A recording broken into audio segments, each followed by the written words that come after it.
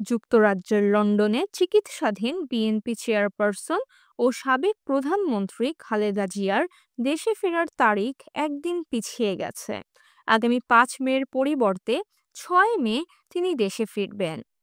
BNP চেয়ারপারসনের media উইংয়ের সদস্য সায়রুল কবির খান বিষয়টি নিশ্চিত করেছেন।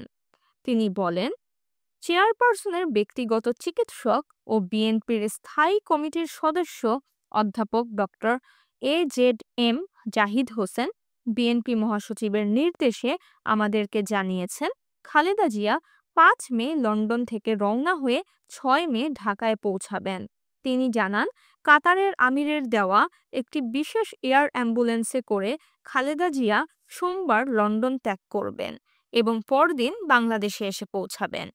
এর আগে জানা গিয়েছিল, খালেদা জিয়া রবিবার বাংলাদেশ সময় সন্ধ্যায় লন্ডন ত্যাগ করবেন। সোমবার সকালে তিনি সিলেট পৌঁছাবেন।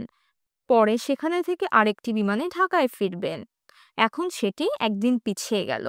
দেশে ফেরার সময় খালেদা জিয়ার সঙ্গে থাকবেন তার দুই পুত্রবধূ জুবায়েদা রহমান ও শর্মিলা রহমান। এছাড়া খালেদা জিয়ার ব্যক্তিগত চিকিৎসক জাহিদ হোসেন, চেয়ারপারসনের উপদেষ্টা এনামুল হক চৌধুরী, এপিএস মাসুদুর রহমান ও দুই গৃহ পরিচারিকা ফাতেমা বেগম ও রূপা হকও সফর সঙ্গী হিসেবে থাকবেন। এদিকে খালেদা জিয়া সহ তার পরিবারের সদস্যদের স্বাগত জানাতে প্রস্তুতি নিয়েছে সিলেট বিএনপি।